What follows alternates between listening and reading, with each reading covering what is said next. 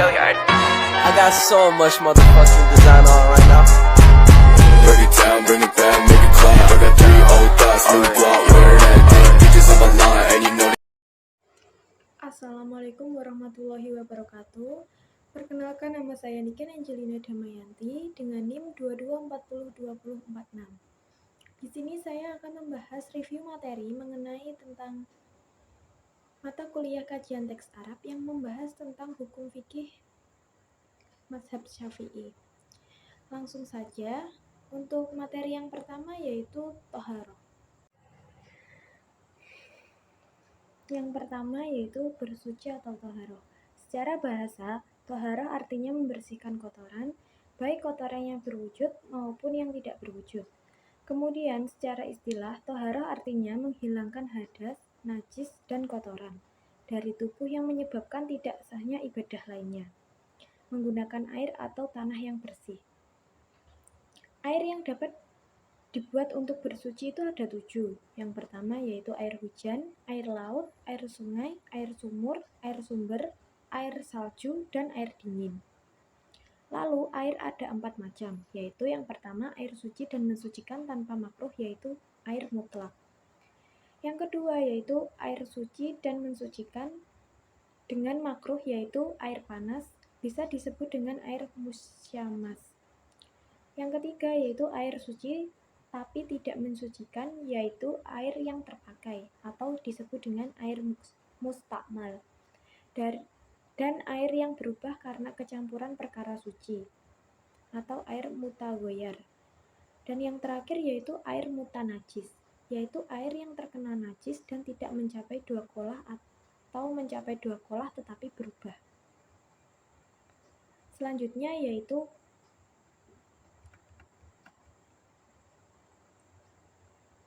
kulit bangkai dapat suci dengan dimasak kecuali anjing dan babi yang hewan terlahir dari keduanya atau dari salah satunya, dan tulang bangkai itu najis kecuali dengan tulang mayat manusia.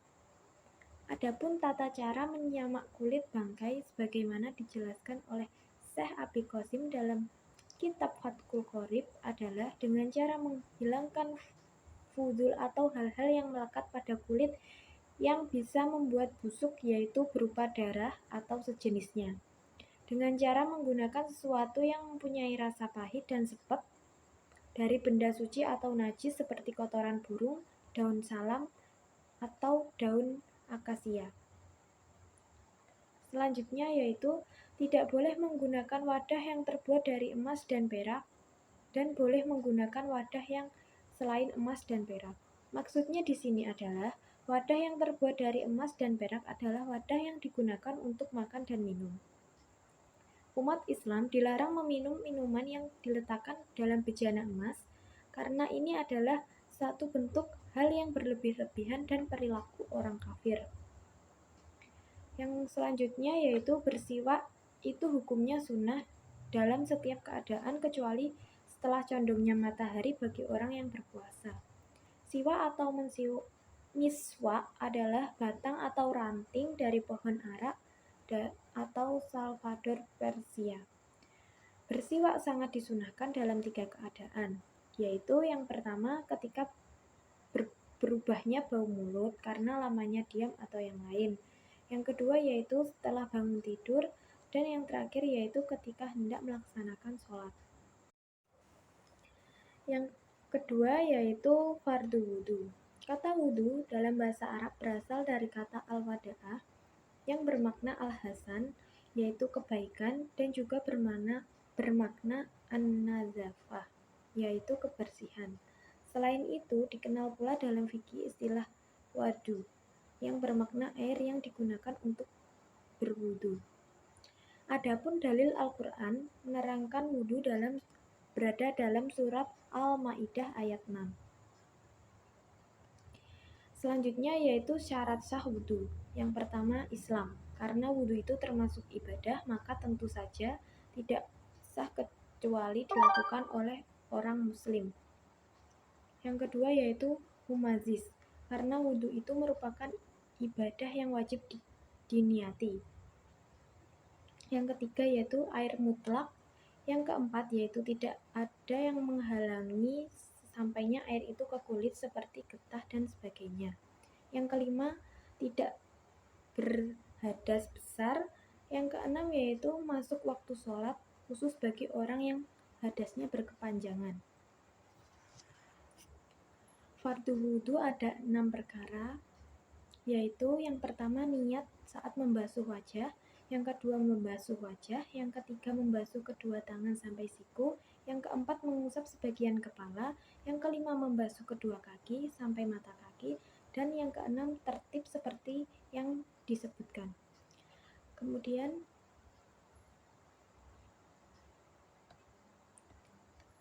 sunahnya wudhu ada 10 perkara, yaitu yang pertama membaca bismillah, yang kedua membasuh kedua telapak tangan sebelum memasukkan keduanya ke wadah air, yang ketiga berkumur dan menghirup air ke hidung, yang keempat mengusap seluruh kepala, yang kelima mengusap kedua telinga luar dalam dengan air baru, yang keenam menyisir dengan jari jenggot yang tebal, yang ketujuh membasuh sela-sela jari tangan dan kaki, yang kedelapan mendahulukan bagian kanan dari kiri, yang kesembilan mensucikan masing-masing 3 kali, dan yang 10 bersegera.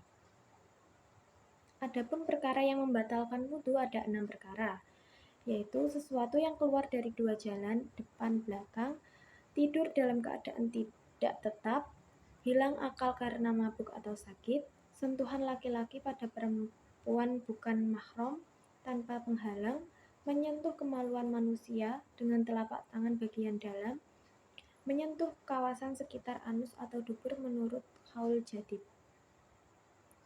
Selanjutnya yaitu mandi besar atau mandi wajib. Mandi besar adalah mengalirkan air suci ke seluruh tubuh guna mensucikan tubuh dari hadas besar oleh sebab-sebab tertentu. Fardu mandi yaitu ada 3 perkara. Yang pertama niat, menghilangkan najis jika ada pada badan, mengalirkan air ke seluruh rambut dan kulit. Kesunahan mandi itu 5 perkara, yaitu yang membaca bismillah, wudhu sebelum mandi, menggosokkan tangan pada badan, bersegera mendahulukan anggota badan yang kanan dari yang kiri. Perkara yang mewajibkan mandi itu ada 6, yaitu 3 diantaranya berlaku untuk laki-laki dan perempuan, yaitu senggama, keluar sperma, dan mati. Yang 3 lainnya khusus untuk perempuan, yaitu haid atau haid, nifas, dan melahirkan. Selanjutnya yaitu yang ketiga tentang mandi sunnah. Mandi yang disunahkan itu ada 17, yaitu mandi Jumat, 2 hari raya, salat minta hujan atau istiqo, gerhana bulan, gerhana matahari, setelah memandikan mayit, orang kafir apabila masuk Islam, orang gila dan ayan atau epilepsi apabila sembuh, saat akan ihram, akan masuk Makkah, wukuf di Arafah, menginap di Musdalifah, melempar jumlah yang 3, tawaf, sa'i, masuk kota Madinah. Yang pertama yaitu definisi mandi sunnah. Mandi sunnah adalah mandi yang apabila dilakukan oleh seorang mukallaf, ia mendapat pahala, dan jika tidak dilakukan, maka ia tidak akan mendapat cela atau tidak berdosa. Adapun pengertian mandi sunnah di sini apabila akan menjalankan perintah Allah Subhanahu wa taala, didahului dengan mandi yang tujuannya adalah menghilangkan kotoran atau najis yang menempel pada tubuh kita. Yang kedua yaitu mandi sesuai sunnah Rasulullah. Yang pertama yaitu Nabi memulai mandi dengan membasuh kedua telapak tangan 3 kali. Kemudian beliau mencuci kemaluan. Itu juga bagi kaum wanita yang mandi besar setelah haid atau nifas. Yang ketiga yaitu kemudian berwudu secara sempurna seperti layaknya wudu sebelum melaksanakan sholat, namun boleh mengakhirkan membasuh kaki sampai selesai mandi jika dia mandi di bak atau semisalnya. Yang keempat yaitu menyiram kepala dengan air disertai menggosok sela-sela rambut dan pangkalnya. Yang terakhir yaitu membasuh seluruh tubuh dimulai dari sebelah kanan kemudian bagian kiri, antara lain membasuh ketiak kedua tangan, pusar jari kaki, memijit dan menggosok apa yang bisa digosok di anggota tubuh. Selanjutnya yaitu tayamum. Tayamum adalah bersuci dengan menggunakan debu sebagai pengganti wudhu atau mandi wajib. Syarat-syarat tayamum itu ada 5 perkara. Yang pertama adanya uzur karena perjalanan atau sakit, masuk waktu salat, mencari air, tidak dapat menggunakan air, dan tidak ada air setelah mencari debu yang suci. Apabila tercampur najis atau pasir maka tidak sah. Fardunya tayamum ada 4, yaitu niat, mengusap wajah, mengusap kedua tangan sampai siku, yang terakhir yaitu tertib. Sunnah tayamum ada 3, yaitu membaca bismillah, mendahulukan yang kanan dari yang kiri, dan bersegera. Yang membatalkan tayamum juga ada 3, yaitu yang pertama, perkara yang membatalkan wudhu, melihat ada air di selain waktu sholat, dan murtad. Selanjutnya yaitu materi yang keempat, perkara yang keluar dari 2 lubang adalah najis. Setiap benda cair yang keluar dari 2 jalan, anus dan kemaluan, hukumnya najis, kecuali sperma. Membasuh kencing dan kotoran atau tinja itu wajib kecuali kencing bayi laki-laki yang belum memakan makanan kecuali ASI, maka cara mensucikannya cukup dengan menyiramkan air. Perkara yang najis tidak dimaafkan kecuali sedikit seperti darah hewan yang tidak mengalir apabila jauh ke dalam bejana atau wadah dan mati tidak menajiskan isi bejana. Seluruh binatang itu suci kecuali anjing dan babi, dan yang lahir dari kedua atau salah satunya. Adapun bangkai itu najis kecuali ikan, belalang, dan manusia. Bejana yang terkena jilatan anjing dan babi harus dibasuh 7 kali, salah satunya dengan tanah. Sedangkan najis yang cukup dibasuh sekali namun 3 kali lebih baik. Apabila komar atau arak menjadi anggur dengan sendirinya, maka ia menjadi suci. Apabila perubahan itu karena memasukkan sesuatu, maka tidak suci. Yang selanjutnya yaitu pengertian najis. Najis merupakan lawan dari toharah atau suci. Secara etimologi, najis berarti suatu yang dapat mengotori atau menjijikkan, sedangkan menurut istilah syarok, najis adalah sesuatu yang kotor dan dapat menghalangi keabsahan salat selama tidak ada sesuatu yang meringankan atau sesuatu yang menjijikkan atau benda yang kotor yang wajib dibersihkan oleh setiap muslim. Dalam kehidupan sehari-hari, seorang tidak hanya menghindari najis, tapi juga tidak akan pernah juga melepaskan dari hadas, baik dari hadas kecil maupun hadas besar. Yang pertama yaitu hadas kecil. Hadas kecil adalah hadas yang dapat disucikan dengan wudhu dan tayamum. Hadas kecil seperti buang air kecil, kemudian kentut, buang air besar, atau sesuatu yang keluar dari 2 lubang perlepasan. Selain mani, darah haid, atau nifas, hadas kecil ini harus dibersihkan dan disucikan. Tidak boleh dibiarkan begitu saja. Hadas kecil misalnya seorang seringkali menyaksikan atau secara tidak sengaja tahu bahwa ada seorang kencing atau buang air kecil di sembarang tempat, di pinggir jalan atau di bawah pohon. Yang kemudian selanjutnya hadas besar.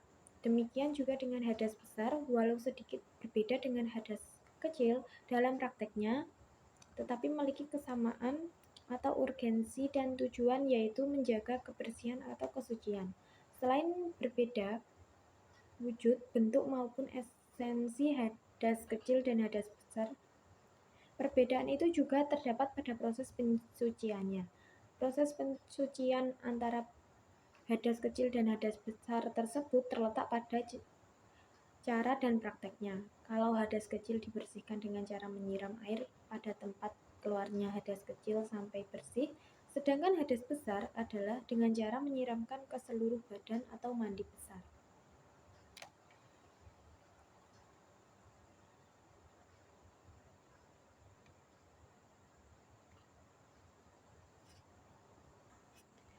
Cara menghilangkan perkara najis yang keluar dari dua lubang atau istinja. Pengertian istinja yaitu secara bahasa adalah menghilangkan kotoran, sedangkan pengertian secara luas adalah menghilangkan kotoran yang keluar dari dua jalan kemaluan yaitu kubul dan dubur dengan air atau batu dan sejenisnya yang bisa membersihkan kotoran. Hukum istinja adalah wajib. Oleh karena itu, kotoran yang keluar dari dua jalan tersebut dan tidak dibersihkan bisa menjadi penyebab timbulnya najis dan penghalang sahnya saat suatu ibadah.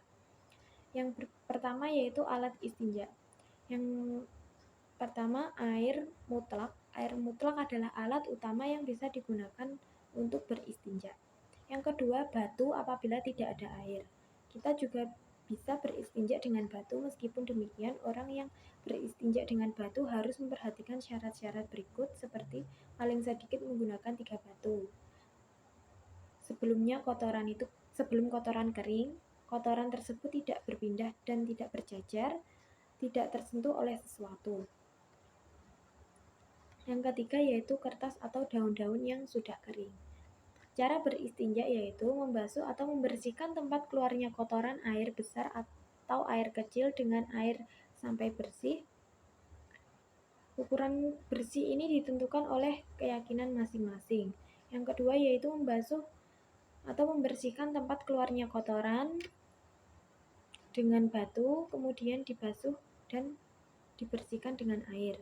Yang ketiga yaitu membasuh dan membersihkan tempat keluar kotoran dengan batu atau benda-benda kesat lainnya yang sampai bersih. Membersihkan tempat keluar kotoran air besar ini sekurang-kurangnya dengan 3 buah batu atau sebuah batu yang memiliki 3 permukaan sampai bersih. Materi yang kelima yaitu pengertian sholat atau tentang bab sholat. Menurut bahasa, kata sholat berasal dari kata sholah, yusolli, tasliyatan, sholatun, yang berarti rahmat dan doa. Makna sholat dalam syariat adalah peribadatan kepada Allah Subhanahu wa Ta'ala dengan ucapan dan perbuatan yang telah diketahui, diawali dengan takbir dan diakhiri dengan salam, disertai syarat-syarat yang khusus dan dengan niat. Salat menurut bahasa artinya berdoa, sedangkan menurut syara ialah beberapa ucapan dan perbuatan yang diawali dengan ucapan takbir dan diakhiri dengan ucapan salam dengan memenuhi beberapa syarat yang telah ditentukan. Pembagian salat yaitu ada salat fardu dan salat sunnah. Salat fardu dibagi menjadi 5. Yang pertama yaitu salat fardu merupakan salat yang harus atau wajib dikerjakan pada awal waktu atau tepat masuk waktu dimulai salat, di mana keseharusan mengerjakannya leluasa sehingga sampai pada batas sisa waktu yang masih ada cukup untuk mengerjakan salat. Yang pertama yaitu salat duhur. Adapun waktu dimulainya salat duhur ialah ketika bergesernya matahari, yakni condongnya matahari dari tengah langit, di mana bisa diketahui dengan melihat pandangan bayang-bayang ke arah timur. Setelah bayang-bayang pendek itu mengecil, surut dan habis, yang mana hal itu sebagai pertanda atas waktu puncak kenaikan matahari. Sedangkan berakhirnya waktu salat zuhur ialah ketika bayang-bayang setiap sesuatu telah menjadi sepadan dengan sesuatu tersebut, atau bayangan benda sama dengan ukuran atau bentuk benda aslinya. Yang kedua yaitu ada sholat asar. Disebutkan sholat asar sebab waktu yang sedang menyongsong datangnya waktu terbenamnya matahari. Adapun permulaan waktu sholat asar ialah ketika bertambahnya bayang-bayang melebihi di atas bayang-bayang yang sepadan dengan benda aslinya. Yang ketiga yaitu salat maghrib. Adapun waktu salat maghrib yaitu ketika waktu terbenamnya matahari secara keseluruhan hingga terbenamnya mega merah dengan kadar waktu yang cukup untuk mengumandangkan azan oleh seorang muazin, dan dengan kadar seorang cukup untuk mengerjakan wudhu atau tayamum menutupi aurat iqomat untuk segera sholat, maka apabila kadar waktu yang disebutkan telah habis, berarti habis sudah waktu untuk mengerjakan sholat maghrib. Yang keempat yaitu sholat isya. Kata isya dengan dikasrohkannya huruf ain adalah sebuah nama bagi permulaan gelap malam. Oleh karena itu, sholat ini disebut isya, sebab dikerjakan sewaktu malam sedang gelap. Adapun permulaan waktu salat isya adalah ketika telah terbenamnya mega merah. Yang terakhir yaitu sholat subuh. Kata subuh menurut bahasa artinya permulaan siang hari dan disebut subuh karena dikerjakan sewaktu tiba permulaan siang hari.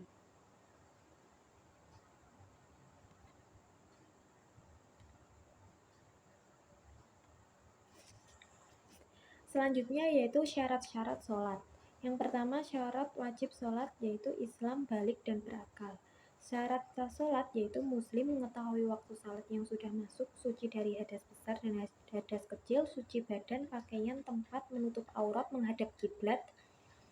Yang selanjutnya yaitu hal-hal yang memperbolehkan meninggalkan menghadap kiblat. Yang pertama dalam keadaan sangat mengkhawatirkan yang memungkinkan adanya bahaya sewaktu sedang salat seperti pada waktu peperangan bagi tentara yang masuk medan perang. Yang kedua yaitu dalam salat sunnah yang dilakukan sewaktu sedang berpergian. Beberapa contoh ketika salat dalam keadaan safar atau bepergian dengan kendaraan, salat di kapal atau di pesawat terbang. Materi yang terakhir yaitu mengenai rukun sholat. Yang pertama yaitu syarat wajib sholat. Syarat wajib sholat ada 3, yaitu yang pertama Islam, akil balik atau dewasa, berakal sehat, itu adalah batas mulainya kewajiban atau taklif. Yang kedua yaitu persyaratan sahnya sholat. Syaratnya sholat sebelum melaksanakan sholat ada 5, yaitu sucinya anggota badan dari hadas dan najis, menutup aurat dengan kain yang suci, berdiri pada tempat yang suci, tahu masuk waktu sholat, menghadap kiblat, boleh tidak menghadap kiblat dalam 2 keadaan, yaitu ketika sangat takut dan salat sunnah di atas kendaraan dalam perjalanan.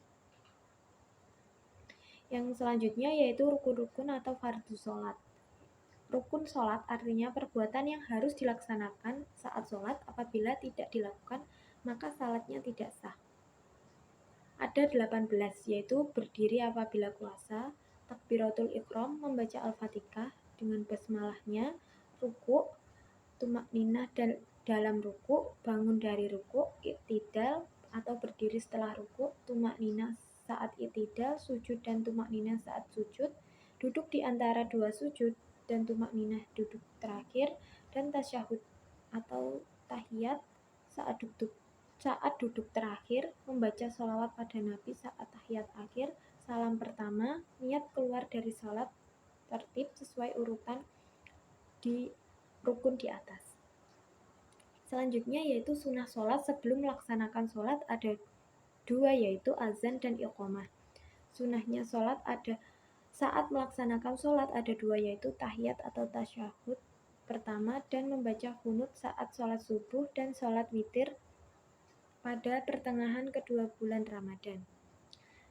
Yang terakhir yaitu tata cara yang disunahkan dalam sholat ada 15, yaitu yang pertama mengangkat kedua tangan saat takbiratul ihram, yang kedua mengangkat tangan saat ruku', yang ketiga mengangkat tangan saat bangun dari ruku', yang keempat meletakkan tangan kanan di atas tangan kiri, yang kelima tawajuh, yang keenam membaca auzubillah, yang ketujuh mengeraskan suara dan memelankan suara sesuai tempatnya, yang kedelapan membaca amin, yang kesembilan membaca surat setelah al-fatihah, yang 9 membaca takbir saat naik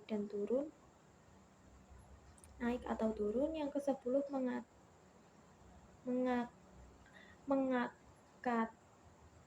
mengatakan sami Allahu liman hamidah, Rabbana walakal hamdu, dan tasbih saat ruku dan sujud. Yang ke-11 meletakkan kedua tangan di atas kedua paha saat duduk, membuka tangan tangan kanan menggenggam kecuali jari telunjuk yang menunjuk saat tahiyat. Selanjutnya, yang 13, duduk iftirasi pada setiap duduk. Yang ke-14, duduk tawaruk pada duduk yang terakhir. Dan yang terakhir, salam yang kedua. Beda perempuan dan laki-laki dalam sholat. Yang salat perempuan berbeda dengan laki-laki. Ada 5 perkara, yaitu laki-laki menjauhkan kedua sikutnya dari lambungnya, laki-laki menjauhkan perut dari kedua pahanya dalam rukuk dan sujud, laki-laki mengeraskan suara di tempat yang dianjurkan mengeraskan suara. Apabila imam melakukan kesalahan, laki-laki mengucap tasbih subhanallah. Aurat laki-laki antara pusar dan lutut. Untuk yang perempuan mendekatkan sikunya pada satu sama lain. Perempuan memelankan suaranya di dekat laki-laki yang bukan mahram. Apabila imam melakukan kesalahan, maka perempuan bertepuk tangan. Seluruh badan perempuan itu aurat kecuali wajah dan telapak tangan, sedang budak perempuan auratnya seperti laki-laki. Mungkin itu saja review materi dari saya. Sekian, terima kasih, dan wassalamualaikum warahmatullahi wabarakatuh.